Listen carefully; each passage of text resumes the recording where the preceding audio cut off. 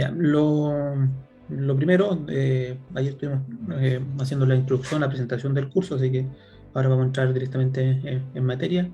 Sí veo que hay dos personas que no estuvieron ayer, si mal no recuerdo, que es Mayra y Nicolás.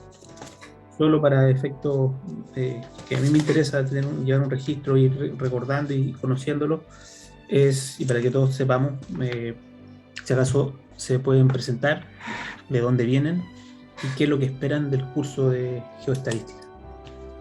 Mayra, si podemos partir contigo. Hola, yo soy Mayra Wilson, soy de segundo año, soy de Playa Ancha y bueno, este curso espero poder llevar a cabo situaciones o prácticas que se hacen en la geografía a través de los SIG y con estadísticas. ¿En qué estás Y pensando, Mayra? fortalecer los SIG. ¿Sí? Sí, ¿en qué estás pensando con prácticas que se hacen en geografía y estadística? ¿Has tenido experiencia, Por contacto? ejemplo, poder llevar como proyecciones de terreno a estadística o no sé, como de las distintas ramas de la geografía. Uh-huh. ¿Pero tienes algo de experiencia con algún trabajo, algún tipo de requerimiento que has tenido que ver que se ocupa estadística en geografía? Sí, en la otra, en el, en el semestre anterior y con estadística también con el profe de matemáticas, o sea que era mi profe de matemáticas en el colegio. Uh-huh. Ahí él pudo mostrar los datos cualitativos y los cuantitativos de nosotros cómo podríamos evaluar como geógrafos situaciones, no sé, de la demografía, por ejemplo, dio harto ejemplo. Perfecto. ¿Quién es el profesor? El Cristian Carvajal. Cristian Carvajal, perfecto. Ya siempre estamos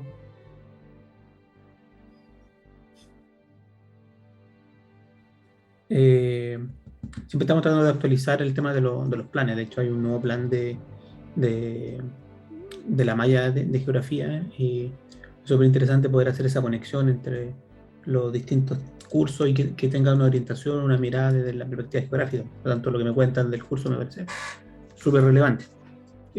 Aquí vamos a ver, yo creo que la siguiente sesión va a ser más esclarecedora del punto que pone Mayra en el sentido de para qué se utiliza la estadística espacial. Eh, hay el curso se llama geoestadística, pero la geoestadística es una parte de la estadística espacial. De hecho, lo que me habla ella de demografía y todo eso, eso no es geoestadística, eso es estadística espacial. La geoestadística se refiere al trabajo con variables continuas en un raster. La próxima sesión vamos a andar en eso, pero cuando queremos hablar, por ejemplo, niveles de pobreza en distintas comunas, y queremos hacer un análisis de cómo se mueve o cómo evoluciona, cómo se contagia una comuna con otra, por ejemplo, algún tipo de enfermedad o algún tipo de comportamiento, eso no es geoestadística, eso es estadística espacial. O sea, hay dos ramas del análisis de los datos estadísticos sobre un territorio geográfico que han ido evolucionando. Estoy adelantando un poco la siguiente sesión, pero han ido evolucionando. Por un lado la geoestadística y por otro lado la estadística espacial, y que ahora un poco están contenidos sobre este cuerpo. Entonces, vamos a intentar, vamos a cubrir eso en el curso, como las dos aproximaciones.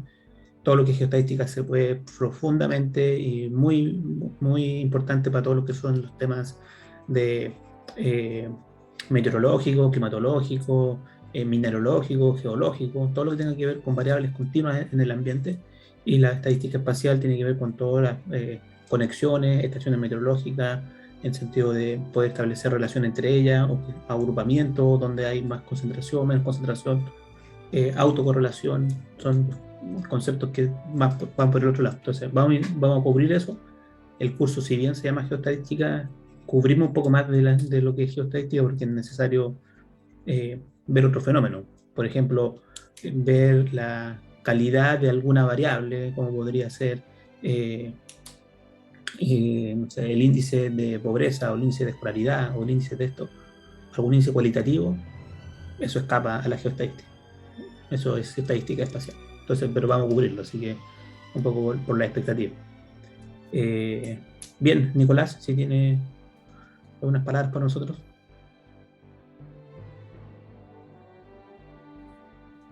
Nicolás. Bueno, hola, soy Nicolás Oyerzo, de segundo año. Soy de Puerto Montt originariamente, y en este curso pretendo aprender más lo que son los SIG y como llevar problemas geográficos y situaciones de la geografía eh, a los SIG, poder manejarlo y trabajarlo de forma digital. Perfecto. Dice que eres de Puerto Montt. ¿Estás en Puerto Montt? Sí, todavía. Todavía, ya. Quiero que esas son las situaciones que nosotros vamos a tomar en cuenta al momento de la propuesta de trabajo que vamos a hacer durante el semestre. Entonces, está bueno saber que por lo menos tenemos personas de otro lado. Mayra me decía que de Playa Ancha, así que supongo que debe ser la que menos explicaciones tiene para cambiar de sistema, por lo menos en términos de distancia. Es interesante lo que dice Nicolás con el tema de SIG, porque el curso que nosotros estamos haciendo no es un curso de SIG. Y no es que sea incompatible, de hecho lo ocupamos profundamente y profusamente, y la tecnología con que vamos a hacer todo el análisis claramente son sistemas de información geográfica. El punto está en que nosotros vamos a intentar hacer, vamos a probar, la verdad, para ser sincero, vamos a probar cómo nos va este semestre con esa propuesta que tiene que ver con no utilizar un sistema de información geográfica estándar, no utilizar el ArcGIS, que tenemos en las cuentas para poder hacerlo, pero tiene una serie de complejidades, primero en requerimientos de capacidad de los computadores. Se requieren computadores de buena capacidad porque, bueno, cada vez les ponen, es más grande, cada vez requiere más recursos, y eso hace que para poder hacer un proceso más o menos simple en términos estadísticos, tengan que prender el computador y a echar a andar el ArcGIS, y eso ya consume la mitad de los recursos que uno tiene generalmente en el computador. Entonces, estamos optando por abstraer un poco de eso. Ahí les vamos a ir contando, vamos a ir partiendo ya el próximo martes con la propuesta que tenemos. Y por otro lado, es un sistema, el ArcGIS es un sistema súper potente, súper bueno. No tengo nada que decir más allá de la cantidad de recursos que consume. Pero está tan armado que cuando uno quiere hacer un análisis estadístico, uno va y dice geoestadística, Kriging, por ejemplo, que es un tipo de interpolación que vamos a ver profundamente, Kriging, elegir la capa, aceptar. Y es todo lo que uno hace con el sistema. Entonces uno pierde un poco el control sobre lo que está ocurriendo en el fenómeno, y lo ve como una caja negra donde uno aplica una función y sale un resultado, y pierde un poco el control de qué es lo que estoy haciendo, cuál es el significado, qué es lo que está haciendo computado por detrás, y que uno tiende a hacerlo cuando los sistemas están tan automatizados, que es súper bueno, que cuando a ustedes les toque trabajar profesionalmente, uno obviamente opta por eso porque ya entiende cómo funciona, pero que para el momento de empezar a desmenuzar y entender qué es lo que hay detrás de cada uno de los botones que yo voy apretando, creo que es mejor académicamente y pedagógicamente tratar de abstraerlo. Entonces, por eso la propuesta, que la vimos ayer, es trabajar con un software gratuito que se llama R, que no es un software de sistema de información geográfica, sí tiene interfaces y paquetes, se llaman, que son pequeñas aplicaciones que se adosan a este programa y que permiten tener una pequeña interfase, pero no es un sistema de información geográfica en sí. Sí permite hacer muchos geoprocesos que se conocen, que son geoestadística, estadística espacial y todo lo que vamos a ver. Todo eso se cubre dentro de este sistema. Es un software gratuito, R, lo vamos a ver seguramente con Pablo. Durante la semana vamos a generar un pequeño video de dónde están los links, dónde están para bajar, cómo se baja, para que ustedes lo puedan instalar. Consume muy pocos recursos, eso es la gracia que tiene. Y la idea es que podamos entender cuáles son los procesos que hay detrás y nosotros tengamos un control más claro de lo que de lo que está pasando detrás de eso. Porque cada vez que usted, por ejemplo, vuelvo al trigging, hay una serie de parámetros de elección, de funciones de decaimiento, o sea, cómo se mueve la función del territorio, que uno las puede ir cambiando y va a ir generando resultados distintos. Creo que eso nosotros podemos ser capaces de entenderlo, y que a veces cuando son tan automatizados los procesos, uno un poco se olvida de eso. Entonces, sí, claramente lo que nosotros vamos a aplicar se aplica a cualquier SIG que hacemos. En la carrera tenemos las licencias de ArcGIS, podemos ocupar las licencias de ArcGIS, ArcGIS Online, ArcGIS Pro, ArcGIS el 3, el 10.4, por ahí creo que andamos en lo que está en la licencia. La universidad, a través de los proyectos que hemos ido ganando en investigación, compramos licencias, 50 licencias o 100 licencias, o sea que en principio nadie no podría trabajar con ArcGIS, pero aparte de eso se requiere un computador más o menos interesante, o sea, para que funcione bien, si no van a aprender el computador y va a quedar pegado, la verdad, y se pone bien lento el proceso si no tienen el RAM y las capacidades de cómputo de los procesadores, así que por eso esta nueva propuesta. La idea es que, pensando ya en la normalidad, también se hizo una inversión importante justo antes de la pandemia, justo antes del estallido social, la verdad fue el 2019, para actualizar los computadores del Langeo. Por lo tanto, ahí hay 20 computadores nuevos hace 2 años, ahora están un poco ya con 2 años de atraso, pero igual siguen siendo potentes y van a correr bien. Por lo tanto, una vez que ya volvamos, van a tener la posibilidad de trabajar no solo con ArcGIS, sino que con software más pesados que requieran de trabajar con máquinas, como se le dice, de mejor estándar, van a estar disponibles. Bien, gracias Nicolás, de Puerto Montt todavía. Tomás, ¿te nos puedes dedicar unas palabras? Hola, sí. Bueno, yo soy Tomás Tovar, soy de Viña del Mar y es la segunda vez que doy este ramo. Y claro, me gustaría aprender lo que usted comentaba del programa del software R, que el año pasado no entendí mucho en realidad. Y bueno, que este ramo después lo boté porque me topaba con otro. Pero... ¿Este año te toca? ¿Ah? ¿Este año te toca? Sí, pero ya lo hablé con el otro profe. No, pero voy a estar más en este ramo. Sí, es importante. Sí. Bueno, Tomás, 2 cosas, yo un poco lo planteé ayer en la sesión. No sé si tuviste ayer, no recuerdo, disculpe.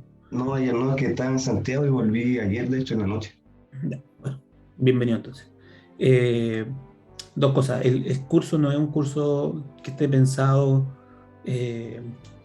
como lo dije ayer, como para cortar cabezas. O sea, no estoy pensando en un curso que, mira, el que no sepa hacer esto a la perfección no va a pasar.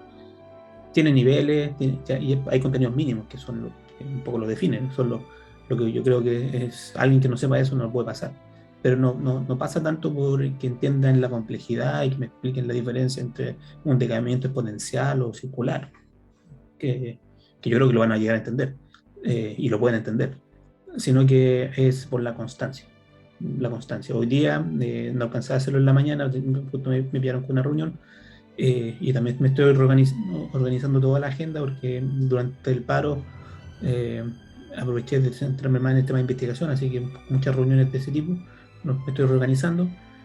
Hoy día vamos a hacer el primer quiz después de la sesión. Voy a abrir un poco un quiz de los temas que hablemos ahora, pero ya de la próxima semana los quizzes van a ser antes de la clase sobre el tema que se va a tratar en la clase. Un poco, Tomás, yo creo ya sabes cómo fue el tema anterior.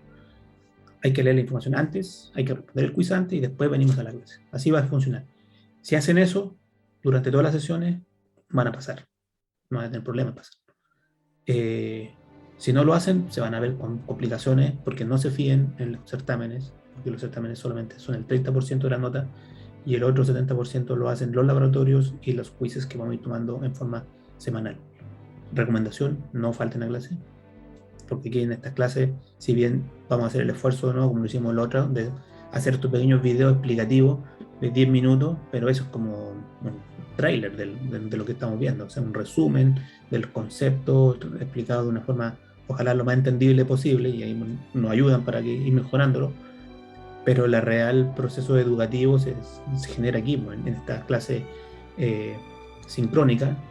Los que no puedan, porque por X motivo, todavía está la oferta ahora de que yo voy a grabar esto y la idea es que la grabación ustedes lo puedan revisar, pero no es lo mismo, no es lo mismo, no es lo mismo, no es lo mismo esto que podamos preguntar, contrapreguntar, que nos podamos detener, que algo no quedó claro. Entonces, si alguien no pudo venir por X motivo, está la opción de ver la clase completa, larga, pero depende de si a alguien le surgió la misma duda que yo tenía, se explicitó y se trabajó. Si no, me quedo con la duda. Entonces traten de venir. Yo sé que hay gente que no puede venir, que en la casa hay 2 o 3 personas que están ocupando el computador al mismo tiempo y se tienen que turnar. Lo entendemos. O sea, por eso se están haciendo todas estas opciones. Solo le estoy diciendo que no es lo mismo, absolutamente. Y por lo tanto traten de generar eso. No alguien por no hacerlo se va a reprobar, pero se hace más complejo, se hace más complicado. De igual forma, nosotros vamos a abrir horarios de atención y que ahí me gustaría, Pablo, que si acaso pudiéramos hacer un doodle o una encuesta digital ahí para establecer cuál es el mejor horario, para que todos tengan un tiempo ahí para decir, ya, en ese horario no hay choque de horario, no hay cosa, porque la verdad es que si uno mira, como hay gente de distintas generaciones, es armar un puzzle de qué horario no todos tienen. Entonces lo vamos a abrir, Pablo, para todos los del curso, y que establezcamos, no sé, un par de días para que respondan. Y hago una oferta de mi horario posible, y ustedes digan en qué horarios pueden hacerlo, y el que tenga mayoría se queda. Si hay 1 o 2 personas que no pueden por X motivo, bueno, ahí vamos viendo cómo lo hacemos. Como les dije, a mí me interesa generar un mayor nivel de comunicación entre ustedes y la parte académica que estamos haciendo Pablo y yo, y que la experiencia me dice que del año 2018, que estoy haciendo clase, 2017 la verdad, que empecé con clase de honorario, hasta ahora, nunca nadie me ha preguntado nada fuera de clase. Nunca. Algo que no tenga que ver con el profesor y quiera preguntar en la prueba y va a ser muy difícil, cosas que no son preguntas de contenido, sino que son preguntas operativas.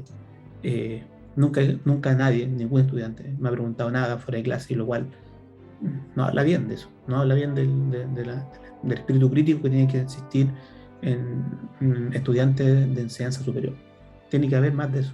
Lo normal en las universidades, yo he trabajado en varias universidades, lo normal es que haya listas de espera para las preguntas para los profesores. Lo normal es que un estudiante vaya y por lo menos una vez al mes vaya a la oficina de los profesores a consultar cosas. No me quedó claro esto, cómo puedo avanzar, hay otra bibliografía que soporte esto, hay más preguntas, ¿dónde hay más recursos que yo pueda revisar?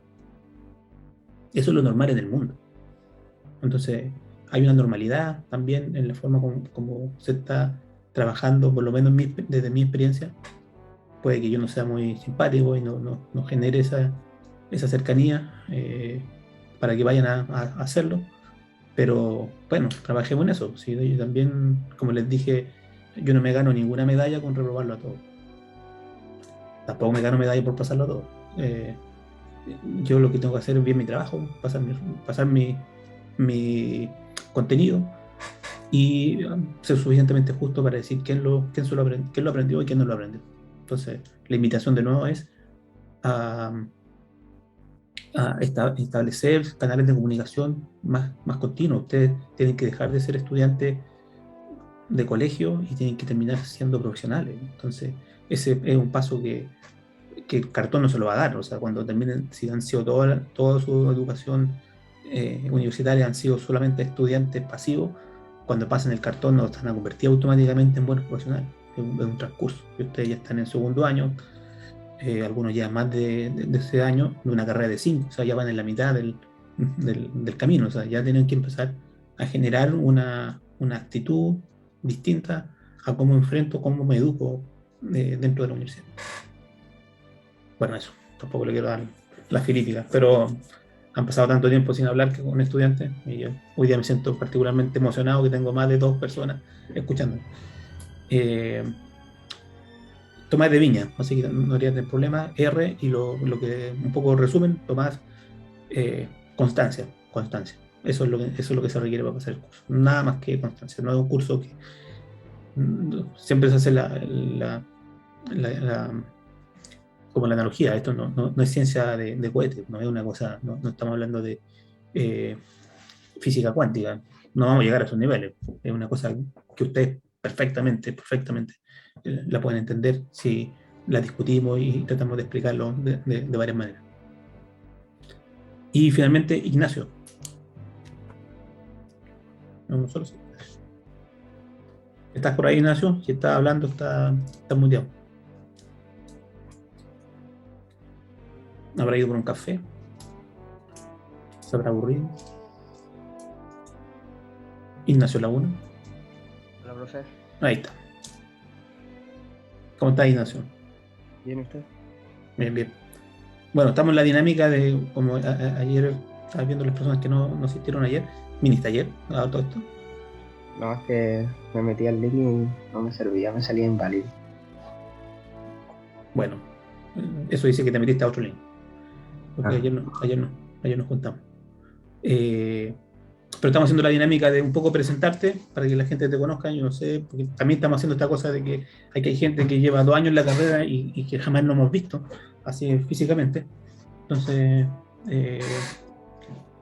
presentarse para que yo te conozca, el resto te conozca, que nos digas de dónde vienes. Tuve clases con usted el semestre pasado en hidrología. Sí, pero estamos jugando un poco para que el resto del curso te conozca de dónde vienes y qué esperas de este curso. Bueno, yo vengo de Valparaíso, de Lidio, y lo único que espero de este curso es que no tenga mucha matemática, porque la verdad no soy muy bueno para ella, y ojalá pasarlo, porque he escuchado que hartos están repitiéndolo y espero no sea tan complicado. No, yo no perdono, no, oye, ¿tiene matemática? Claro que tiene matemática. ¿Tiene alta matemática? Sí, se llama geoestadística. Sí, pues no sé si es curso. Pero el tema está, oye, si hay una cierta como temor a las matemáticas, muchas veces por culpa también de los profesores que tuvimos en los colegios, de cómo se enseña la matemática. Oye, la matemática es el lenguaje con que nosotros entendemos el mundo. Hay muchos investigadores que hablan de que la matemática es el lenguaje de Dios, en el sentido de que todo lo que se ha hecho se puede explicar matemáticamente. Yo creo que no. O sea, vamos a partir con la definición si creemos en Dios o no, pero yo creo que es la forma con que los humanos entendemos el mundo, y es tal vez nuestro mayor invento a nivel histórico. Es una cosa completamente abstracta, no tiene ningún tipo de la matemática como la entendemos ahora, de lo que es contar, sino que sobre eso se construyó un mundo entero, de teoría y cosas, y que si uno logra entender cómo funciona, es entretenido, la verdad.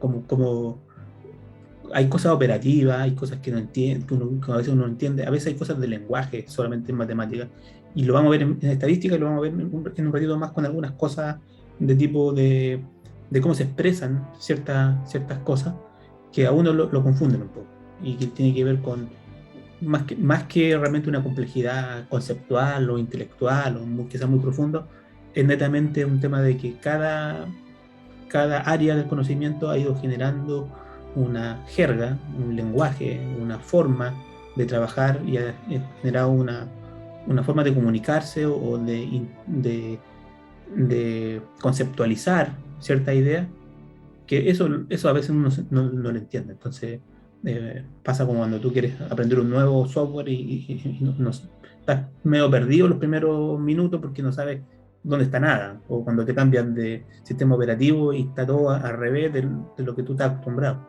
Entonces, muchas veces pasa eso con la matemática. Uno no logra romper esa primera parte de entender de qué va la vida, de qué va esta cosa de la matemática, cómo se mueve. Porque es imposible no estar relacionado con la matemática y es imposible que las personas no sepan matemáticas. Es como, no puedo hablar, es imposible, no puede comunicarse. Y lo mismo pasa con la matemática, es imposible no saber matemáticas.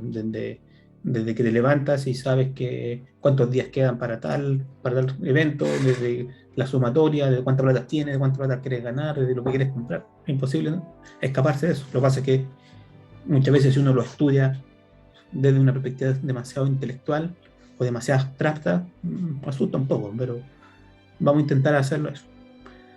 No creo que sea capaz de revertir todos los malos profesores que han podido tener, pero vamos a intentar por lo menos explicar de la forma más sencilla, y no tengo problema en gastar tiempo, en invertir tiempo, en volver a explicarlo para que quede absolutamente claro. La matemática que vamos a ocupar aquí es una matemática sencilla, la verdad, sencilla. Y la operación matemática compleja no la vamos a hacer nosotros, la va a hacer el computador. O sea, nosotros tenemos que entender lo que hace, pero nosotros no vamos a empezar a sacar las ecuaciones, no sé, geométricas o decaimientos exponenciales a mano. Eso no lo vamos a hacer, lo va a hacer el computador. O sea, de hecho, si yo tengo que sumar 23 más 80, tengo que agarrar la calculadora y hacerlo. O sea, tampoco es una cosa que uno no se puede apoyar. Sí, tengo que saber lo que hay detrás y tengo que entender el pensamiento matemático, que es el pensamiento lógico. La matemática está fundamental en relaciones lógicas, entonces lo que uno tiene que entender es la lógica de la matemática para entender lo que pasa. Pero sí, prepárate, es matemática. Hay matemática metida, pero más conceptualmente. Pero operativamente no vamos a ir mucho más allá de promedios y varianzas y cosas de ese tipo. Y en estadística, test estadístico, que es sacar un par de datos de unas divisiones, multiplicaciones. O sea, yo creo que, déjame recordar así, yo creo que ni siquiera vamos a tener una integral y una derivada en el proceso, dentro de lo que estamos haciendo. Conceptualmente sí, pero así operativamente no. Entonces, en términos de operatividad, no vamos a trabajar con mucha matemática. Sí, conceptualmente, porque la estadística y ahí voy entrando en materia, la estadística es una rama de la matemática. Es parte de la matemática porque es la utilización de datos para entender ciertos procesos, que muchas veces no tienen un entendimiento físico, pero sí logran, a partir de la información, tomar ciertas decisiones a partir de un comportamiento como población, de un comportamiento estadístico, que es lo que vamos a revisar. Vamos a aprovechar, nos quedan 6 minutos para la primera parte. Me dices, Pablo, si ves alguna cosa inapropiada, porque ayer se me pasó un par de cosas. Espero no haber asustado a la gente con mi... Súper. Oiga, profe, Ya lo edité eso. Sí, dime. ¿este ramo tiene algo que ver con hidrología? Solo el miedo. Con hidrología, el profesor, o sea, mira, te vas a dar cuenta que en la medida que tú vas avanzando, todo tiene un poco que ver con todo, porque ya no lo vemos como áreas tan cerradas, ¿no? En el caso de hidrología, tenemos, por ejemplo, estaciones pluviométricas que tienen datos históricos. Entonces, cuando tú quieres hacer ese análisis de un punto, tú podrías decir, bueno, esa es estadística convencional. Sí, pero tienes series de tiempo y tienes autocorrelaciones espaciales. Y eso ya te empieza a meter un poco más en estadística espacial.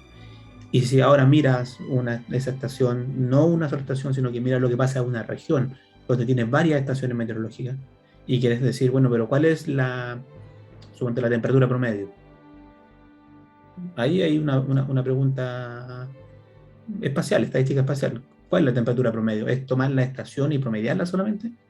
o es tomar las estaciones y asignarle un área de influencia de cada estación. Esas son preguntas de orden más de estadística espacial. Entonces, ahí sí tiene que ver con hidrología, por ejemplo, si quieres hacer un balance hidrológico y quieres saber cuál va a ser el caudal promedio, y entonces tienes las precipitaciones en distintos lugares y quieres decir, bueno, pero ¿cuánta agua cayó? Y tengo 10 puntos de medición. ¿Qué hago? ¿Divido solamente los 10 puntos de medición? ¿O hago un análisis y digo, a ver, cuál es la influencia que tiene cada uno? Si tengo 10 puntos que están todos juntos y tengo un solo punto que está separado, ¿qué peso le doy a cada uno en este promedio que estoy haciendo? ¿Promedio solamente sumando y dividiendo por 10? ¿O promedio asignándole áreas de influencia a cada uno? Ahí hay estadística metida ahí. Hay estadística espacial metida ahí. Entonces, sí, tiene que ver en el sentido, en ese sentido. Si tenés, por ejemplo, datos de caudales, por ejemplo, imagínate que tienes un río y en el río tiene distintas estaciones de caudales y tú estás interesado en una específicamente porque es la que alimenta el canal, que te va a tocar establecer, trabajar, y entonces quieres saber cuánta agua va a recibir ese canal, y para saber eso necesitas ver cuánta agua hay en ese río, y tienes un caudalímetro, una medición fluvimétrica. Me estoy metiendo con conceptos de hidrología, y quieres saberlo, pero se perdió ese dato porque lo tenía la Dirección General de Agua, dejó de invertir, no estoy diciendo nada muy real, y por 2 o 3 años tengo una laguna y luego la volvieron a recuperar, entonces tengo esa laguna entre medio, laguna de datos, tengo falta de datos entre medio, y lo quiero rellenar con información, porque tengo datos, lo que pasa arriba y lo que pasa abajo, porque tengo mediciones también. ¿Cómo lo hago? Ahí tengo que empezar a meterle de nuevo estadística espacial. ¿Qué tan conectado está la de arriba con la de abajo? ¿Cuánta influencia tiene la de arriba con la de abajo? Posiblemente el caudal de arriba tiene influencia, pero el caudal de abajo no tiene influencia, porque lo que pasa abajo no va a afectar agua arriba. Entonces ahí está el concepto de la matriz de pesos, que es un concepto que lo vamos a ver ahora en las primeras sesiones, en las siguientes sesiones, donde sí tiene que tomar decisiones sobre eso, sobre ¿es importante que esté cerca o es importante que esté conectado? ¿A qué voy? Que tú, imagínate este canal, tienes una pequeña loma y al otro lado tienes otro canal que después se junta. Y tienes 2 mediciones. Y esta estación con esta estación están a 2 kilómetros, una loma pequeña, 2 kilómetros. Pero sobre el canal tienes otra estación que está a 10 kilómetros. Entonces te preguntas, bueno, ¿cuál está conectada con cuál? Si uno lo mira desde arriba y lo mira sin ningún tipo de criterio más allá que la distancia, uno puede decir, oye, la que está a 2 kilómetros tiene que ser mucho más similar de la que está a 10 kilómetros. Pero si uno mira la conexión, claramente la que está a 2 kilómetros, aunque esté más cerca, no tiene ningún grado de conexión con lo que está pasando 10 kilómetros más arriba sobre ese río. Y ese análisis es un análisis estadístico, un análisis de matriz de conexión, matriz de pesos, matriz de saber qué cosa sí está conectada con qué. Cuando hablamos de qué está conectado con qué, en términos así bien abstractos, ahí estamos hablando de estadística espacial. Ahí estamos hablando de saber. Ustedes, por ejemplo, cuando hacen un análisis de cómo se difunde una enfermedad, ahora que estamos en medio de la pandemia, ustedes pueden analizar desde arriba y tener 2 comunas que están pegadas, no sé, pero que están separadas por un cerro, pero mirado desde arriba, administrativamente están pegadas. Pero si esa comuna, por ejemplo, es una comuna dormitorio de un sector más alto, que está más lejos, entonces, ¿con quién tiene más conexión esa comuna? ¿Con la comuna que está pegada al lado, que geográficamente está al lado, o con la comuna con que se comunica todos los días y se mueve un montón de gente? Bueno, esas son preguntas que tienen que ver con la estadística, ¿no? con cómo le asigno valor a cada una de las cosas que está ocurriendo. Ahí trataré de darle un poco una visión sobre estadística espacial y geoestadística. Entonces, aquí está el programa, la introducción y el link. Y la idea es que aquí vamos a ir generando las distintas unidades, un poco conceptualmente. Vamos a pasar, hice la primera de estadística, luego creo que vamos a hacer una de geoestadística, y luego una de estadística espacial, y no creo que muchas más unidades. Y dentro de cada unidad vamos a estar las sesiones, y dentro de cada sesión vamos a tener por un lado la presentación en PDF, que es lo que vamos a revisar ahora, y vamos a tener el video, en principio como de resumen, vamos a intentar hacerlo todas las semanas, Y vamos a tener este video largo, que va a ser el video largo que vamos a grabar, que va a estar con menos edición posible, salvo que tengamos que borrar alguna cosa inapropiada, que la podamos ver, pero dejarlo tal así como en vivo, o sea, como para repetir la experiencia de estar en la sesión completa, que va a ser del largo de las sesiones que hagamos, vamos a intentar respetar esa hora y media. Y en bibliografía, lo que dejamos, porque son documentos que pesan bastante, parece que esto se puede abrir en una ventana, pero voy por si acaso. Se abre un link a Google Drive y ahí tienen acceso a todos los documentos. Exacto, ahí está todos los documentos, los puse con acceso para el lector a todos los que están, así que esto es lo que vamos a leer, que es lo que está en el programa. Entonces ahí ustedes pueden bajar toda la información de lo mejor que he encontrado.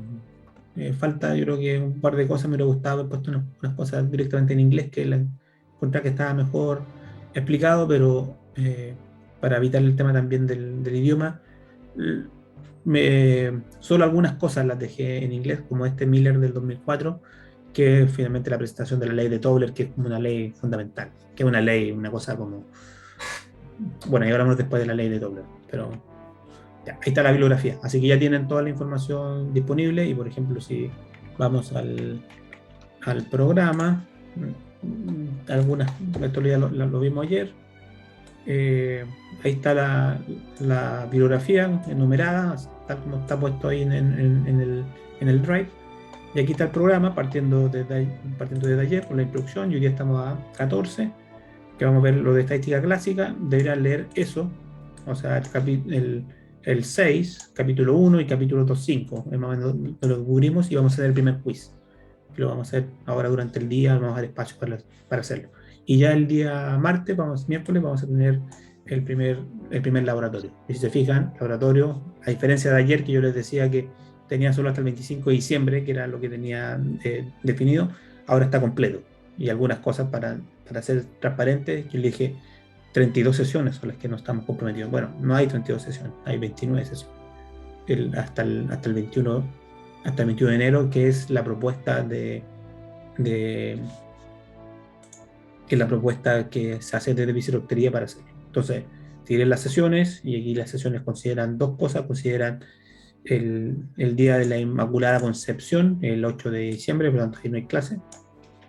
Y hay otro que es el 21 y 22, que es el receso académico, que en términos estrictos no es vacaciones, entonces se considera como sesiones válidas, sino que se considera parte del proceso de aprendizaje y de absorción y de todo, entonces están consideradas como sesiones válidas. Entonces, sumando eso, son 29 sesiones. El certamen el 25 de enero, de noviembre, el primer certamen. Pero, lo que les dije recién, no se confíen del certamen, no se fíen de que en el certamen se van a salvar, porque los dos certámenes son solamente el 30%, el primero vale un 10% y el segundo vale un 20%.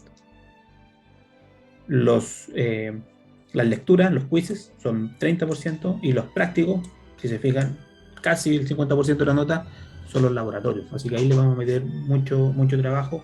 Y la idea es traspasar el tema de una cosa operativa, sino que lo que me interesa, y yo creo que hay que trabajar fuerte en este momento que están ustedes, es que sepan interpretar los datos, sepan interpretar los gráficos, sepan leer un gráfico, que los gráficos, cuando ustedes miren los datos y vean una curva y vean algo, ustedes puedan leer esa información, para traducirla desde una cosa gráfica a palabras. Estamos viendo el programa, ¿cierto, Pablo? Sí. Sí, me entró la duda. Entonces ahí está el programa con fecha hasta el 20 de enero, que es las pruebas atrasadas y especiales, que ahí hay un protocolo específico para eso.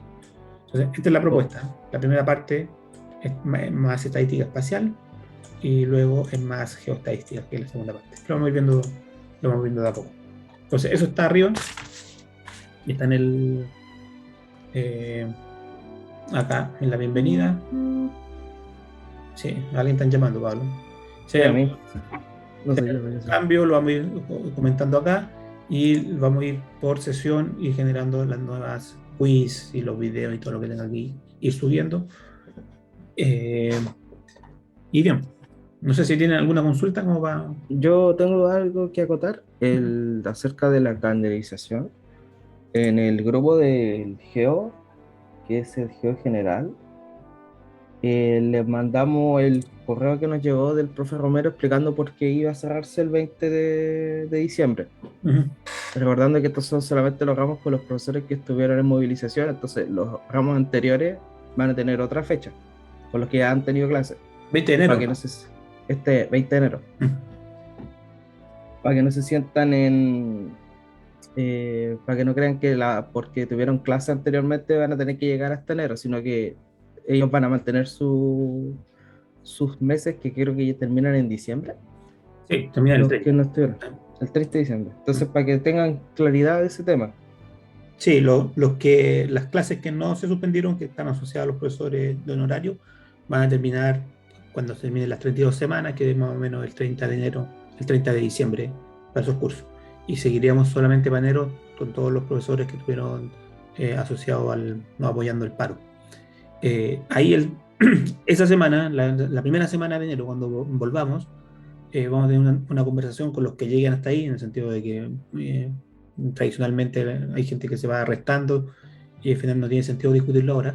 Eh, con la gente que llegue el 30, la primera semana de enero, podemos tomar un par de decisiones sobre si adelantamos algunas clases pensando en que van a haber clases que ustedes ya terminaron y por lo tanto podrían tener más libertad o más tiempo. De ahí tomemos una decisión sobre si seguimos con los menos cursos pero más relajados hasta el 30, o si tienen ganas, tiempo, disponibilidad, energía de hacerlo en forma más intensa y terminar un poco antes, porque lo importante son las sesiones, terminar las sesiones comprometidas y las podemos adelantar. No hacer sesiones todos los días y acabar en una semana, eso no se puede, pero sí podríamos hacerlo al doble de velocidad, no creo que sí sin mayor problema, pero con esfuerzo se podría hacer. Pero eso va a depender un poco de lo que pasa ahí. Si no, tal como está ahora. Ahí, fue como para finalizar el lado como administrativo. Ayer les dije que iba a dejarles mi número para agregarlo al grupo de geoestadística, igual que el semestre pasado, para los que estuvieron, que tuviéramos un grupo de ¿De WhatsApp? hidrología, WhatsApp. Así es, para que nos mandemos stickers y cosas así. Las dudas de los laboratorios, si no llegan a entender algo del video, recuerden que siempre voy a estar disponible dentro del grupo WhatsApp y después dentro de ese grupo va a estar mi horario, pero ahí lo vamos a estar discutiendo con el profe cuál va a ser como un horario más fijo para que no se sientan como complicados o traten de hacer las cosas no a a la 1 de la mañana. O sea, nada, funciona el WhatsApp. Traten de ser. Entonces, les mando mi número por el chat de aquí y me mandan un mensaje y yo lo agrego al grupo. ¿Ya?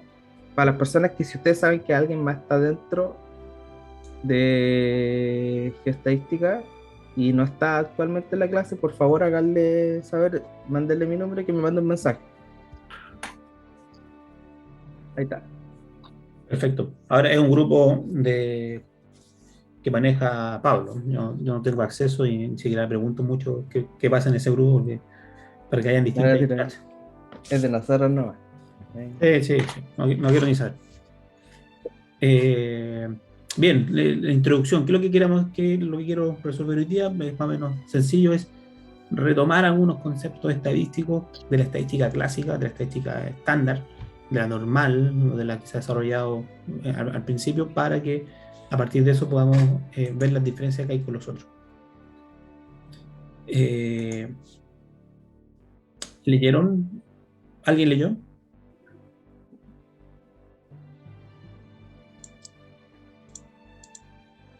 La sesión 1, profesor. Uh-huh. Yo sí lo revisé. Uh-huh. ¿Alguna duda específica? Básicamente de hacer una aplicación general.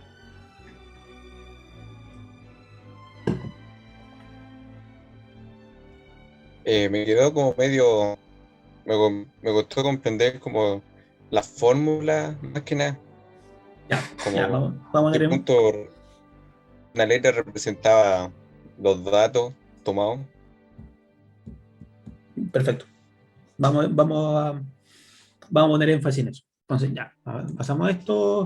Esos son los objetivos de la clase, ahí los pueden revisar, pero un poco reconocer, calcular algunas cosas, conocer algunos tipos de distribuciones, que es lo que vamos a revisar principalmente. El concepto básico, con nosotros generalmente no trabajamos con poblaciones, trabajamos con muestras. O sea, difícilmente nosotros vamos a medir toda una población. En principio, si midiéramos toda la población, no necesitaríamos mucha estadística, no necesitaríamos ninguna prueba, no necesitaríamos nada, porque sería un censo. Cuando ustedes hacen un censo, por ejemplo, los censos no tienen porcentaje de error, no tienen variabilidad, no tienen más o menos un porcentaje. Lo que sí tienen, por ejemplo, la encuesta, lo que sí tienen, ¿por qué? Porque ahí están muestreando, y en el muestreo, que lo hacen de una forma aleatoria o dirigida, hay posibilidad de cometer errores, de dejar cosas fuera, de no incluir toda la información o toda la variabilidad. Entonces, generalmente cuando a ustedes les presentan una estadística y les dicen la temperatura es esta, más o menos este porcentaje del error de medición, del error del equipo, del error de muestreo, de lo que sea, tiene asociado un error. Pero si ustedes midieran la población completa, no hay posibilidades de error, porque eso es el valor. O sea, si ustedes miden a toda la población chilena y dicen el promedio es de 1,70 m, ese es el promedio, ese es el dato. Ahora, si ustedes toman los datos en forma aleatoria y dicen, mira, de la población chilena, tomando muestras de todo Chile y segmentando por edad, por altura, por edad, por peso, por sexo, por lo que sea, pueden decir, esta es la altura más o menos un porcentaje de error. Ya. Entonces esa es la diferencia. Primero población y muestra. Y aquí aparece población porque un poco de dónde viene la nomenclatura, pero la población no son personas, o no necesariamente son personas. La población es lo que ustedes quieren medir. Entonces la población pueden ser los árboles dentro de un huerto. La población pueden ser los estambres dentro de un polen. La población puede ser la temperatura de las estaciones meteorológicas. La población puede ser cualquier cosa. No se refiere a gente. No necesariamente se refiere a gente. Lo que pasa es que se desarrolló a partir de estudios poblacionales, y por tanto con gente, y por tanto toda nomenclatura tiene que ver con ese tipo de asociaciones, pero no se refiere solamente a eso. Después vamos a ver si siguen o si vieron en estadística inferencial los análisis de varianza, los ANDEVA, los ANOVA. Ahí se habla mucho de parcela experimental y no siempre se refiere a una parcela. No se refiere a un espacio físico, sino que se refiere a una clasificación de un grupo de características similares. Entonces, en el caso de poblaciones, cualquier cosa, uno define lo que es una población en ese sentido. La población puede ser las hombres mayores de tal edad con un determinado grupo sanguíneo. Eso sería una población, en el caso personas, pero con ciertas características. No es la población, es un tipo, la población que yo defino. Como también podría ser los autos de tal año a tal año en tal lugar. Eso también sería una población de autos. O los radiadores, incluso dentro de un auto, los radiadores de tal fábrica o de tales dimensiones. También es una población. Entonces, la población no es solamente personas, sino que se refiere a la totalidad de lo que yo estoy investigando.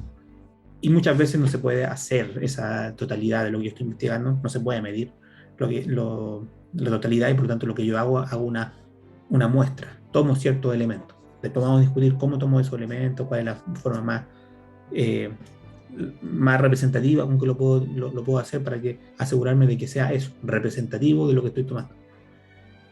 Pero entonces, ¿qué es lo que ocurre? Está la población, está la muestra, y aquí se definen dos conceptos, que es en la población yo defino un parámetro, como puede ser la temperatura, pero cuando yo hablo de la muestra, aunque sea la temperatura, yo no hablo del parámetro de temperatura, sino que hablo de un estadístico de temperatura. ¿Por qué? Porque entiendo de que no es el valor real, no es el valor que yo puedo establecer a través de la muestra.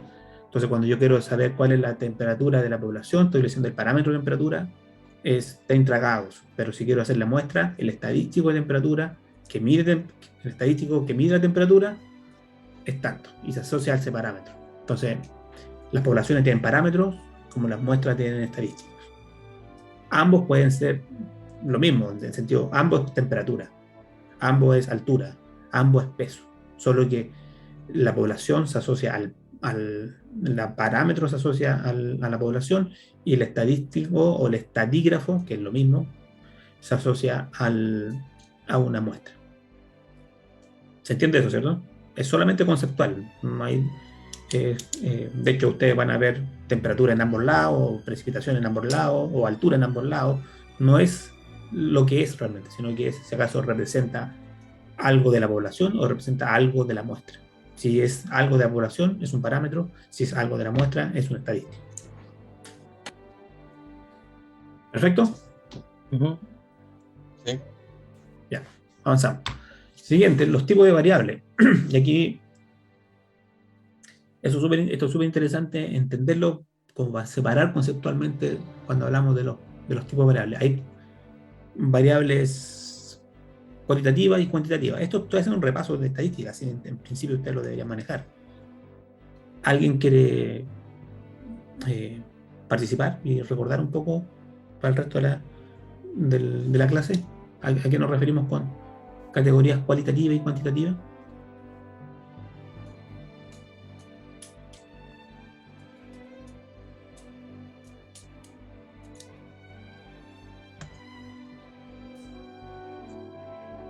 Yo no recuerdo muy bien cómo.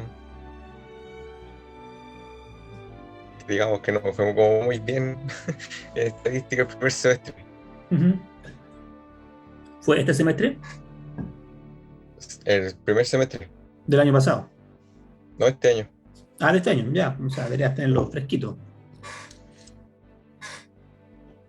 Sí, Sí. pero digamos que estuvimos ahí como raspando el suelo. Sí. Bueno, la oportunidad de reivindicarte. ¿Alguien más quiere participar? Fiorella. Esto lo hago solo para saber si están acá.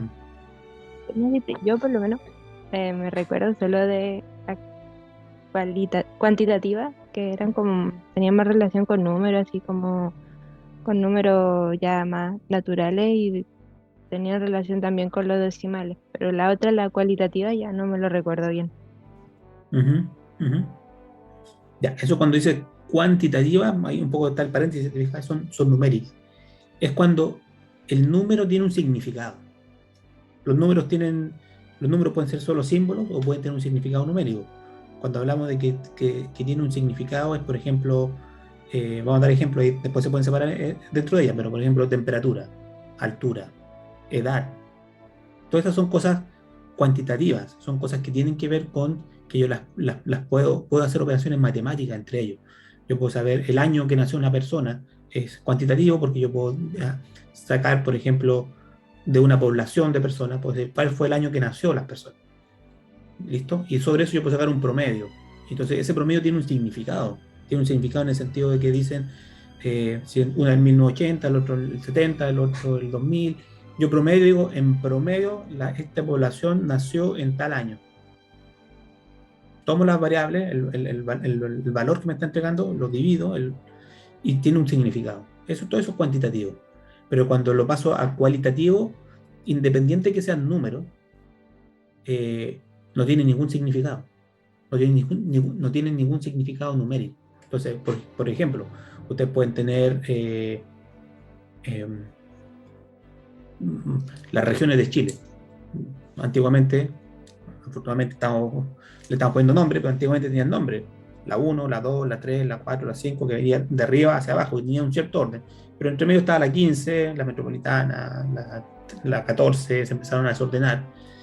Entonces, cuando ustedes toman ese valor y dicen, ya, vamos a ver de dónde viene la gente. Y entonces uno viene de la región 1, de la región 2, de la región 7, de la 8, y que ustedes tomen ese dato y dicen, vamos a promediarla. Y promedian los números. Eso no tiene ningún sentido. No tiene ningún sentido. Porque primero que la 15 está arriba, está desordenada, podría tener un sentido de orden, pero no tiene no le sacan ningún tipo de información. Entonces, mira, vamos a clasificar a las personas por el color de pelo. Color de pelo 1, negro; color de pelo 2, rubio; color de pelo 3, rojo; color de pelo verde ahora, o azul, ya, color de pelo, cada uno con su número. Le estoy asignando un número y después quiero decir, bien, voy a sacar el promedio del color de pelo. No tiene ningún sentido. ¿Se entiende la diferencia? Cuando es cualitativo, es que no pueden hacer ese tipo de operaciones. Porque ese número 1, 2, 3 o 4 lo podría cambiar por un nombre. Negro, rojo, verde, azul. ¿Y cuál es el promedio de eso? No se pueden promediar, porque son variables cualitativas. ¿Se entiende la diferencia?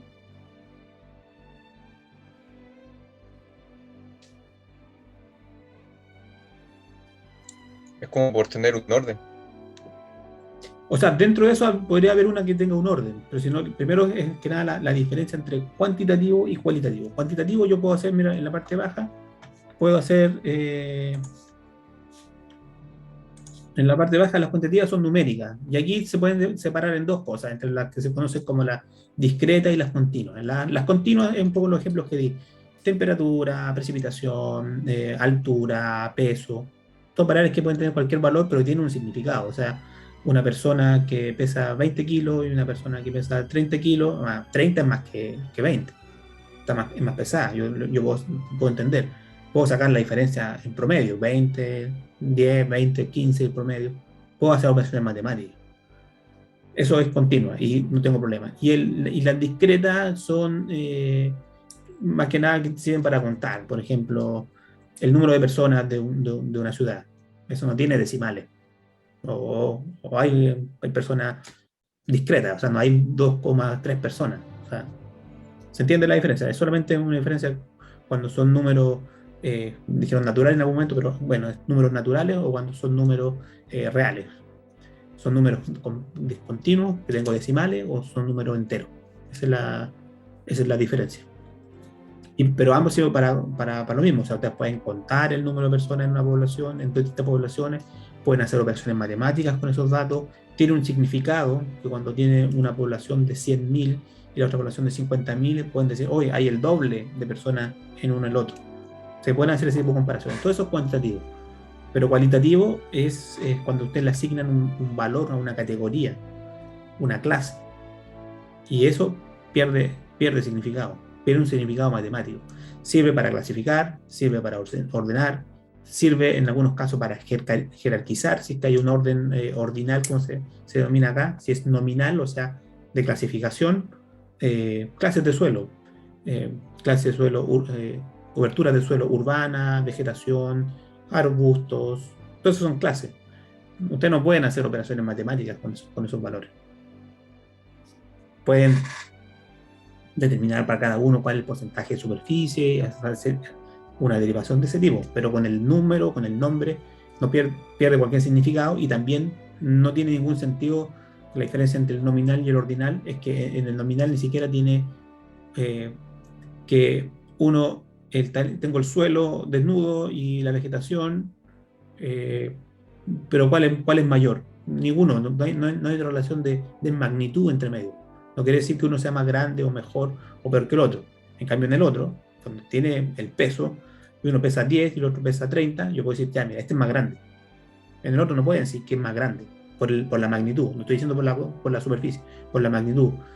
Suelo desnudo, suelo no desnudo, ¿cuál es más grande? La pregunta no tiene sentido. ¿Por qué? Porque estamos en categoría cualitativa. ¿Se entiende? Esto Sí. lo vamos a repasar, o sea, lo vamos a ver varias veces, por eso es importante que lo recuerden bien, cuál es la diferencia entre las variables cualitativa, cuantitativa, y dentro de eso cuáles pueden ser nominales, ordinales, discretas, continuas. Y de hecho el quiz va a ser, deme un ejemplo, o les voy a dar una cosa y digo, clasifiquen este tipo de variables. ¿Es cuantitativa o cualitativa? ¿Es cuantitativa jerarquizada o cuantitativa de medición? Entonces lo tienen que tener súper claro. Son 4 nomás. ¿Me pueden dar un ejemplo?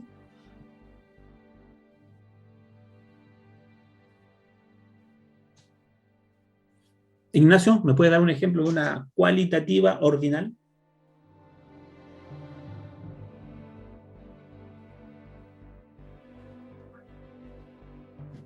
Ignacio, si estás ahí y estás hablando, está muteado.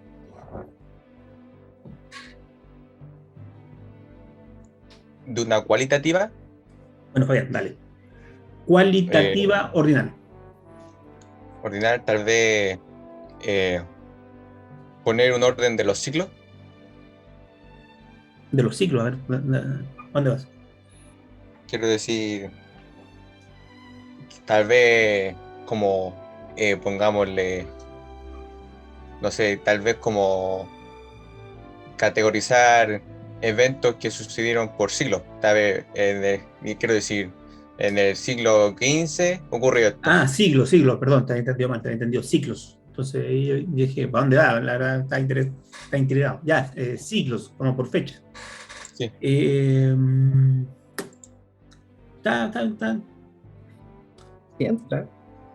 Sí, o sea, está discutible porque tú podrías sacar el siglo I, el siglo II, el siglo III y podrías decir, bueno, pues esta categoría lo ordena, pero puede hacer operaciones matemáticas, podría sacar el promedio de cuándo ocurrió, ¿cierto? En qué siglo promedio ocurrió las acciones y todavía tendría un sentido.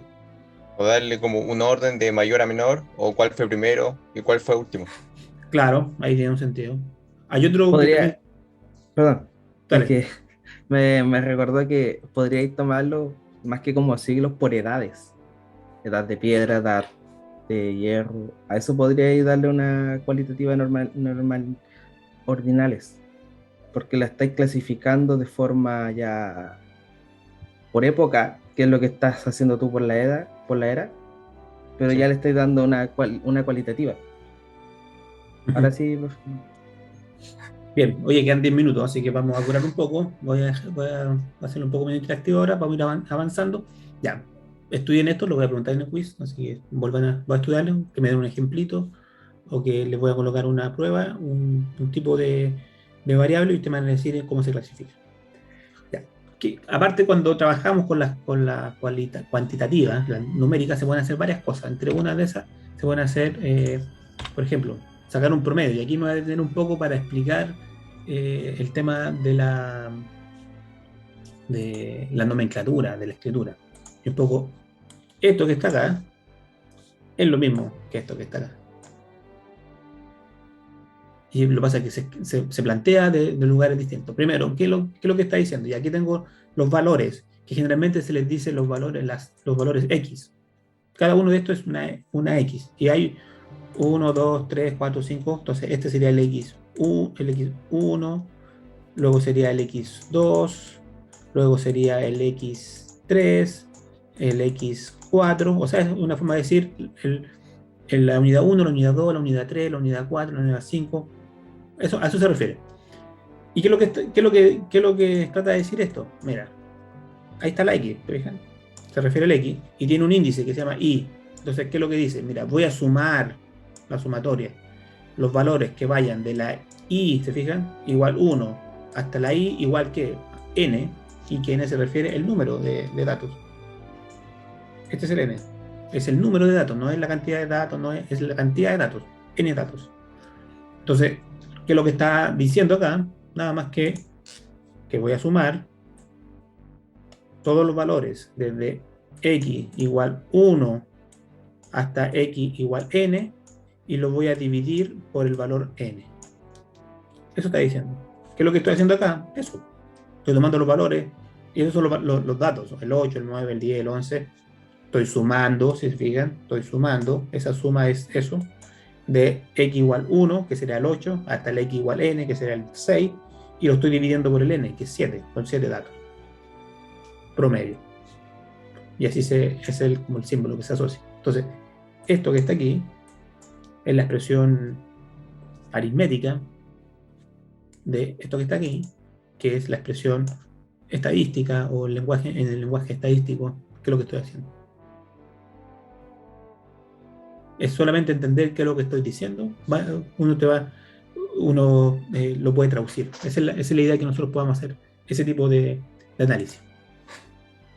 ¿Se entiende? Ah, sí, que eso te estaba como preguntando yo antes, porque asumía como, le da como un valor al número y no sabía como cuál representaba como el siguiente. Es solamente lo que está diciendo es que, mira, muévete a través de todos los datos. ¿Cómo se hace a través de todos los datos? De X1 a XN, y N es el número de datos. Entonces muévete de X1 a X2, a X3, a X4. Es solamente para decirte, muévete a través de todos los datos y súmalos. Sí. Es más Me quedo sencillo con decir eso. saca el promedio, sí, pero este es el ejemplo, porque después se empieza a complejizar más, y la idea es que uno, si entiende este lenguaje, después uno lo puede hacer, también entender lo que está haciendo. Sí, saber cómo llegó a ese resultado. Bien, entonces ya, eso sería el promedio, la media aritmética, que es la más común de todas. Pero hay otras cosas más que nosotros también podemos hacer, que tiene que ver con, por ejemplo, la mediana, que no es lo mismo que el promedio. La mediana se refiere a que yo ordeno los datos de menor a mayor y busco el dato que está en el medio. O sea, cuento, si tengo 1, 2, 3, 4, 5, 6, 7, 8, 9, 10, 11, 12, 13, 14, 15, 16, 17. Busco, lo ordeno de mayor a menor y busco el dato del medio. No importa el valor, es el dato del medio. ¿Cuál es la ventaja? Y después lo vamos a ir revisando cuánto se ocupa uno y cuánto se ocupa otro. Es que en el caso, por ejemplo, cuando el promedio, si yo tengo, por ejemplo, que quiero evaluar la altura, y tengo por alguna razón, tengo un gigante aquí, y yo quiero decir, saco el promedio se me va a correr para acá, porque el gigante aporta mucha información, y el promedio va a decir, oye, la gente en Chile mide 1,80 m en promedio. No, lo que pasa es que hay un tipo que mide como 2 kilómetros, entonces se me corre todo el promedio. Entonces ahí no es bueno el promedio. El promedio es bueno cuando la gente no existen esos datos que se escapan. Cuando quiero asegurarme de eso, lo que hago, o cuando sé que tengo problemas de eso, ocupo otra medición que es la mediana, que es justamente ordenarlo. ¿Por qué? Porque si este tipo mide 2 kilómetros, o 1,80 m, o 10 kilómetros, da lo mismo, porque este valor no va a cambiar. Porque no está centrado en el valor, sino que está centrado en el orden, si lo ordeno de mayor a menor. ¿Ya? Sería como en el caso, quizás, digamos que entre todos los que estamos aquí, la mayoría tenemos como nota de 4 a 5 a 6, pero hay un compañero que sobresale y siempre obtiene 7. Claro. Entonces dice, ¿cuál es el promedio del curso? Un 6,7, un 6,5. Dice, oye, pero es que es uno que se lleva todo. Entonces dice, bueno, pero ¿cuál es la mediana? No, la mediana es un 4,3. Entonces pasa que ahí es más representativa la mediana que el promedio. Entonces depende un poco de la estructura de los datos, un poco de lo que hago. Otro medida de tendencia central, así se le llama a este tipo de, donde está el promedio, donde está la mediana, donde está la moda, que la moda es solamente cuál es que se repite más. Y ahí vamos viendo en cada uno de los casos. ¿Cuál es que se repite más? Y si tengo dos que se repiten, por ejemplo este y este, tengo dos modas. Entonces, ¿es una población unimodal o es una población bimodal? La varianza, y ahí un poco empiezo a complejizar. ¿Qué es lo que ocurre? Que mira, aquí tengo, por ejemplo, los perros. Tengo los datos de los perros, la altura de los perros, y yo podría sacar el promedio, así como lo hicimos recién. Tomo los datos de cada uno de los perros, los sumo, los divido por el número de perros, me va a dar la altura. Bueno, pero ¿cuánto si ven aquí hay perros muy grandes y perros muy chicos? Entonces necesito saber algo más, necesito saber cuánto se acercan o se alejan de este promedio. Entonces aquí aparece esta varianza. Y si ustedes de nuevo miran esto, ¿qué es lo que está diciendo? Primero, esto ya sabemos lo que significa el promedio de los datos. Y X1, XI representa cada uno de los datos por separado porque lo voy a recorrer de I hasta N. Entonces, ¿qué es lo que hago?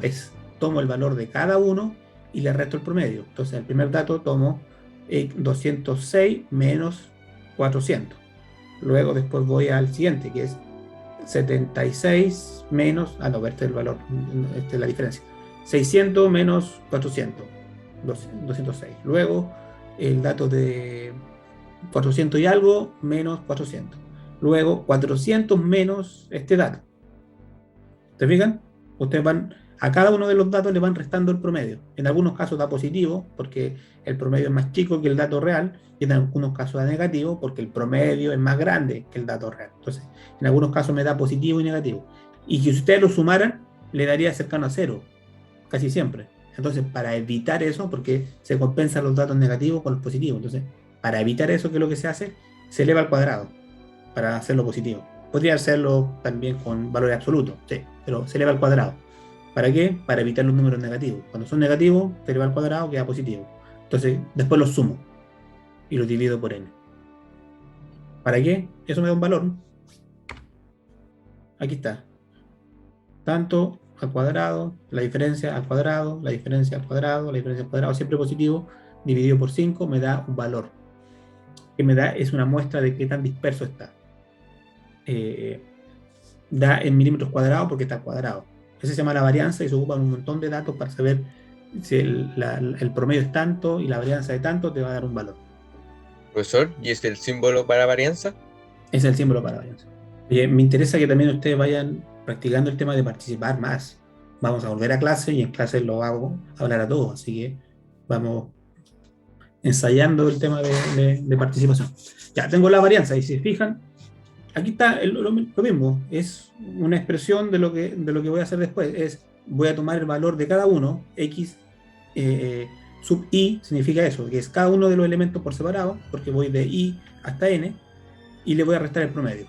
Y a este dato lo voy a multiplicar al cuadrado, y luego cada uno de estos los voy a sumar. Es lo que hago acá. Tomo el valor, 206 la diferencia, elevado al cuadrado, 66 la diferencia, elevado al cuadrado. Si se fijan, estoy haciendo lo que expresé aquí, es lo mismo, exactamente lo mismo, solamente cambia el lenguaje. ¿Cuál es la gracia? Que te da una noción de qué tan dispersos son los datos. Mira, el promedio es 400 más menos o 21 milímetros cuadrados. Lo comparas con otro dato, te puede comparar. Es difícil porque son unidades distintas. Uno se mide en milímetros y el otro se mide en milímetros cuadrados. Entonces, físicamente es difícil agarrarlo, pero es el dato que más se ocupa para establecer como varianza. Y el que se utiliza más, como que tiene más un significado más físico, es el siguiente, que al final, si fijan que esto es al cuadrado, esto lo eleva al cuadrado, entonces está como multiplicado al cuadrado por sí mismo. Entonces, bueno, saquémosle la raíz. Y al sacarle la raíz se genera esta otra medida de dispersión que se llama la desviación estándar, que es la raíz de la varianza. La varianza, le sacamos la raíz, nos queda la desviación estándar. ¿Cuál es la gracia de la desviación estándar? Que tiene el mismo significado en la misma unidad, milímetros. Entonces, ustedes pueden decir, mira, los perros tienen un promedio de 400 milímetros, más o menos 147 milímetros. Y ahí está la mayor concentración de perros, de estatura de los perros. Para eso sirve. Pero estoy recordando, dirección estándar, varianza, para que le empiecen a hacer clic y refrescar lo que estamos haciendo. Vamos a pasar, lo vamos a pasar, lo vamos... tiene que ver cómo lo separamos más por el lado más parecido al tema de la mediana, que yo los puedo ir ordenando como por un orden.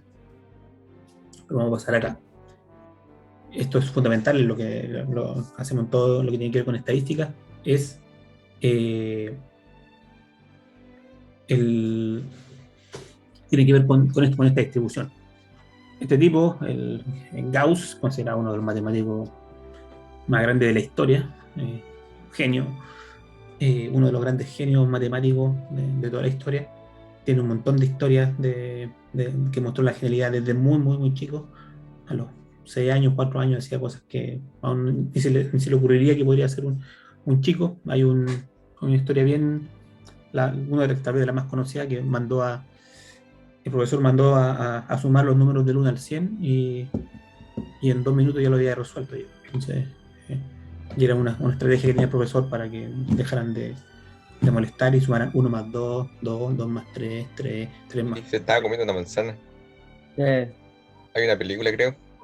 ¿Vieron una película? Bueno, esa. Entonces, ¿qué es lo que hizo este tipo?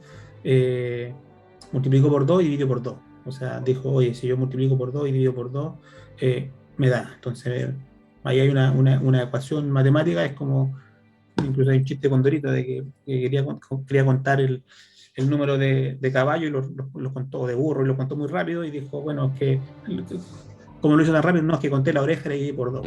Lo hizo mucho más rápido. Un poco lo mismo. Multiplicó 100 por 101 dividido por la cantidad y se dio cuenta de una relación muy rápidamente y lo hizo muy rápido. Eso fue muy chico y a la medida que fue creciendo desarrolló todo entre muchas cosas. Hay miles de cosas que tienen el nombre de Gauss y entre esas cosas tiene una distribución que se llama la distribución normal o la campana de Gauss. ¿Qué es esto? Que es una población que si usted toma los datos suficientemente grandes de casi cualquier elemento, de casi cualquier parámetro o variable de medición, se comporta un poco así. Este es un histograma, es una frecuencia. Quiere decir que muchos datos se concentran en el centro alrededor del promedio, muy pocos datos hacia abajo y muy pocos datos hacia arriba y tiene esta campana de distribución. Quiere decir que, por ejemplo, el promedio del chileno, 1,70 m, por acá, casi todos están entre 1,60 m y 1,80 m. Hay muy pocos que están sobre los 2 metros y muy pocos que están bajo el 1,50 m. Eso quiere decir que es una distribución y que tiene esa simetría y tiene, por eso se llama campana. Muchos de los fenómenos físicos, muchos de los fenómenos naturales tienen esa forma y por lo tanto, a partir de ese análisis se establecieron un par de cosas. Primero, que en este caso, cuando ocurre esto, la mediana y el promedio son lo mismo. No así cuando tengo un outlier, un elemento que se escapa. Esto no son los valores, es la distribución de los valores, es el histograma. Es cuántos de los valores se concentran en esto.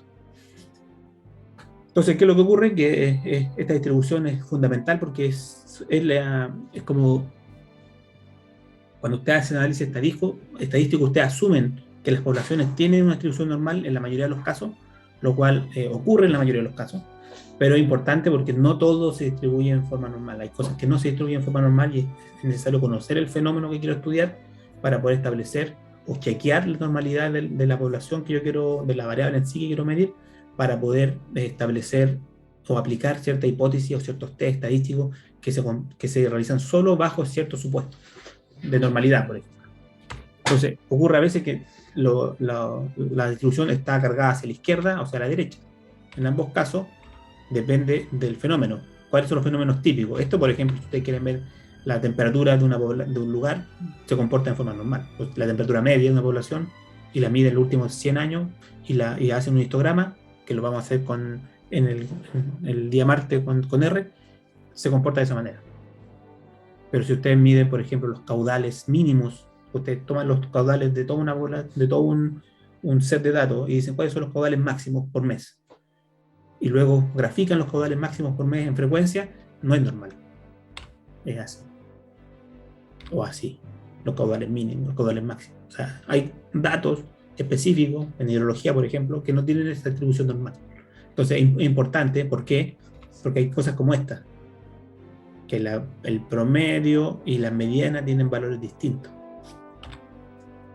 ¿Por qué? Porque no están agrupados, el 50% de la población no está sobre el promedio y bajo el promedio, como es una distribución normal, sino que la distribución es distinta. Es importante detectarlo para saber qué tipo de análisis yo puedo correr sobre ello.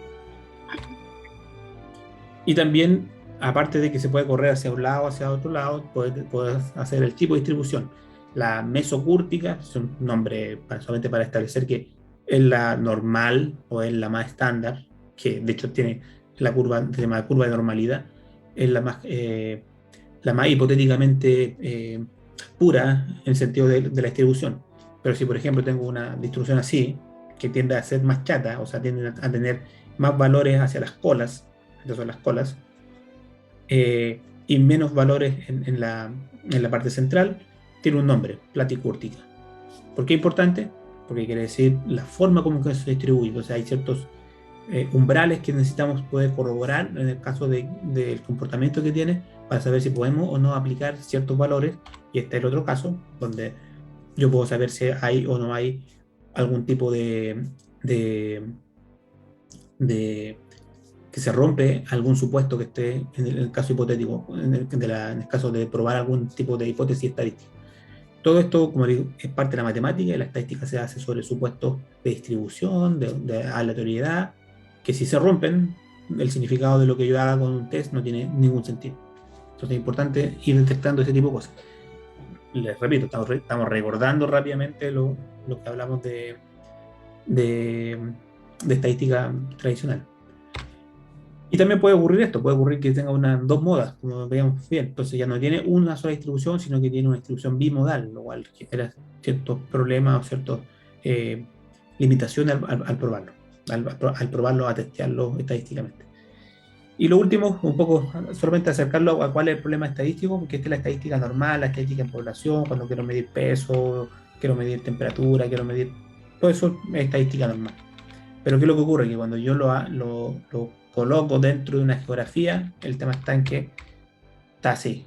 Esta es la geografía. Está anclado a un lugar, tiene una posición, tiene un X, tiene un Y. Y como los dije recién, por ejemplo, aquí la distribución de las coberturas no es aleatoria.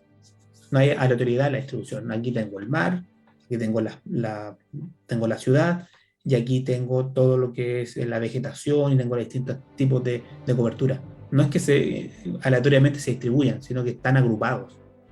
Entonces, al estar agrupados, hay una cierta conexión que yo tengo que entenderla territorialmente. Hay formas de medirla, y por ejemplo, yo puedo decir lo que vemos acá, que tiene una correlación, una autocorrelación positiva. O sea, si yo estoy aquí, en medio del mar, la probabilidad que yo me corra un poquito y existe el mar es muy alta.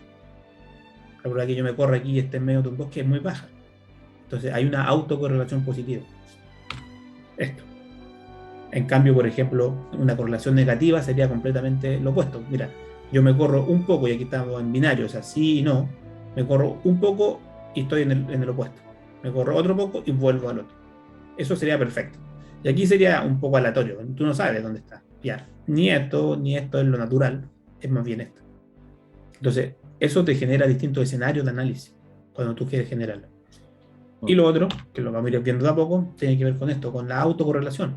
Vimos que hay una autocorrelación de un punto con el punto que está al lado, no son independientes, que es un poco lo que definió la ley de Tobler, que es que las cosas se parecen a las que están cerca y se parecen menos a las que están lejos. Parece una obviedad, pero lo definió de esa manera, que es muy real, pero también hay una autocorrelación temporal. La temperatura de hoy día no es independiente de la temperatura de mañana ni de la temperatura de ayer. La temperatura de hoy día está relacionada con la temperatura de ayer y está relacionada con la temperatura de mañana. Entonces, si ustedes quieren hacer cierto tipo de análisis de temperaturas, por ejemplo, necesitan saber que hay una conexión, hay una contaminación, hay un contagio de la información de la de ayer con la de mañana para poder probar ciertos tests.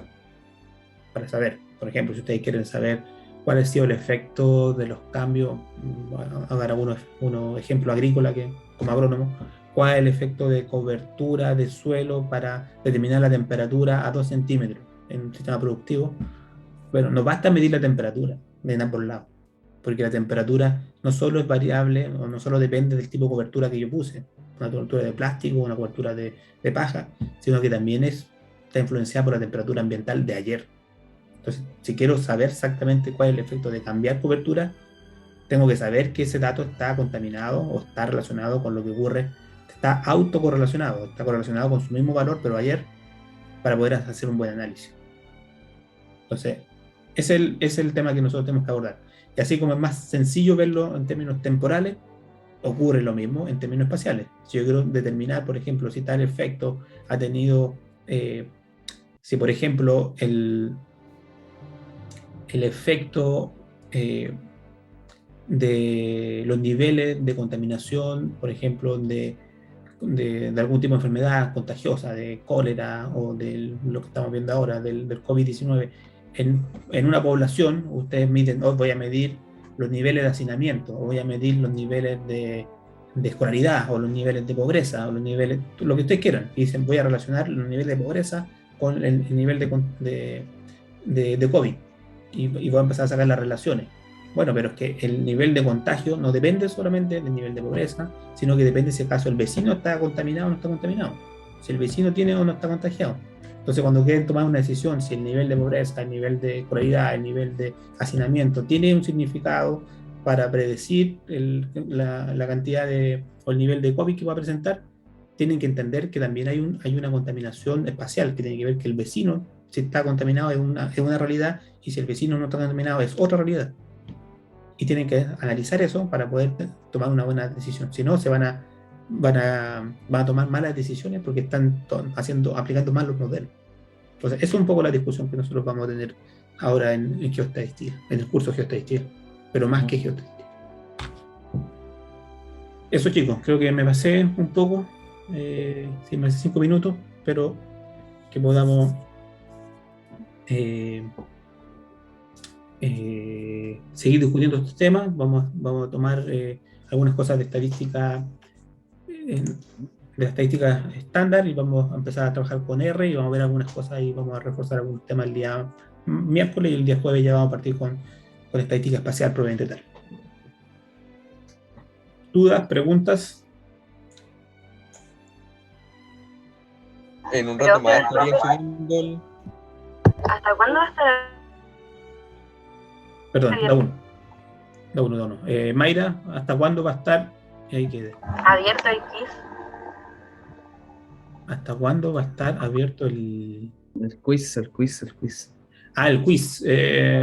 No sé, o sea, un día, cuando lo haga un día. Si lo termino hoy día, durante el día o mañana. No es que me dé lo mismo, pero creo que no es tan relevante. Hoy día es jueves, dejémoslo hasta mañana en la tarde. Lo hago durante el día y lo dejo abierto durante la tarde hoy día y todo el día de mañana. Ok. Desde la próxima semana va a ser antes de la clase. Ahí sí voy a intentar ser yo un poquito más proactivo y que esté desde antes. Profe, Sí. usted dijo de que los próximos quiz van a ser antes de la clase. ¿Podría, por favor, no subirlo a las 11 de la noche? Voy a hacer todo el esfuerzo, Nicolás. Todo el esfuerzo. En todo caso, Entonces vamos a volver a tener laboratorios. Sí. El martes empezamos. El miércoles empezamos con los laboratorios. Profe, ¿y cuándo, cuándo va a decir dónde descargar el R y todo eso? Vamos a hacer hagamos el esfuerzo, Pablo, de dejarlo ahora disponible. Estaba buscando un video en YouTube. Ya si no alcanzo yo a hacerlo, hay un video donde podríamos subirlo al aula, donde se descarga y cómo se... O sea, podemos hacerlo durante el día rápidamente, poner los links de donde se bajan, pero bueno, y vamos a hacer un pequeño video de cómo se hace. Lo que pasa es que vamos a trabajar con dos software, uno que se llama R y otro que se llama RStudio, que trabaja sobre R. Entonces, primero se carga R y luego se carga RStudio, y nosotros trabajamos con RStudio. Pero eso lo vamos a explicar. Pero no es más que eso, ¿no? Y la instalación no es más que aceptar. Listo. Es como las instalaciones de cualquier software.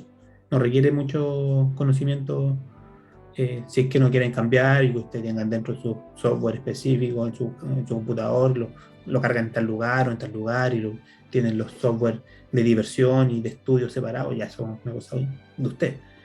Pero si quieren solamente utilizarlo, es cosa de bajarlo y poner aceptar y listo, ejecutar. Entonces no es más complicado con eso. Le vamos a mandar los links para que por lo menos los que quieran hacerlo rápido lo puedan hacer ahí, para que sepamos lo mismo, o sea que estamos trabajando sobre lo mismo. Pero son dos software que al final vamos a trabajar con uno, pero que uno requiere del otro. R es como la matriz, como trabajar así con código y muchas cosas, y RStudio es un poquito menos árido, pero para la gente como a la mayoría que estamos acostumbrados a trabajar con estas interfaces que facilitan mucho harto la vida, que facilitan mucho la vida, que con harto botoncitos y selectores y que cosas por lo menos que uno va jugando con el mouse y va seleccionando todo. RStudio necesita un par de líneas de comandos, o sea, necesito meter la mano ahí en escribir cosas con el teclado. Sí, eso es lo más que el miedo que hay que perderle, ¿no? Pero no pasa nada. Otra pregunta, ¿vamos a trabajar con el Excel igual? Poco. Ah, ya. Es que tengo que cargarlo. Formateé el compu y no tengo esos programas. O sea, el Excel siempre Es útil, pero nosotros vamos a hacer cosas yo creo que más complejas que las que puede hacer el Excel. Entonces, por eso el Excel nos queda un poco chico en algunos casos. Toda la parte estadística, ya cuando nos metemos con cosas de tipo geográfica, el Excel ya no está preparado para eso, no está hecho para eso. Entonces, nos queda un poquito chico.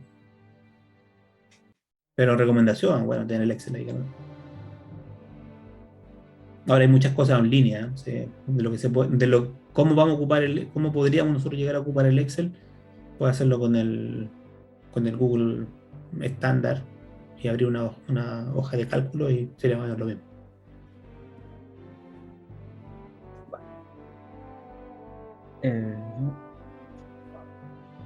No sé si estamos, Vamos. para no seguir quitándole su valioso tiempo. Bien chicos, un agrado, qué bueno que tengamos más gente interesada. Aún faltan algunos, voy a tratar de contactarlo ahí para saber qué está pasando con ellos.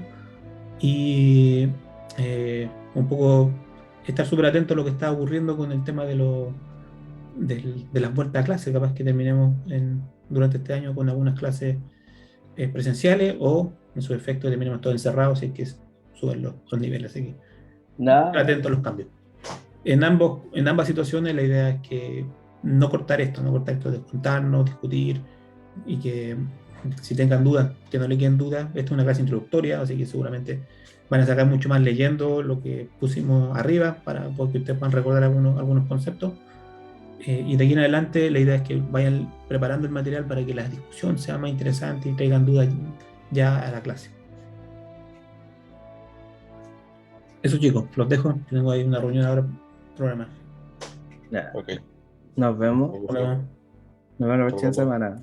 Chao, chao.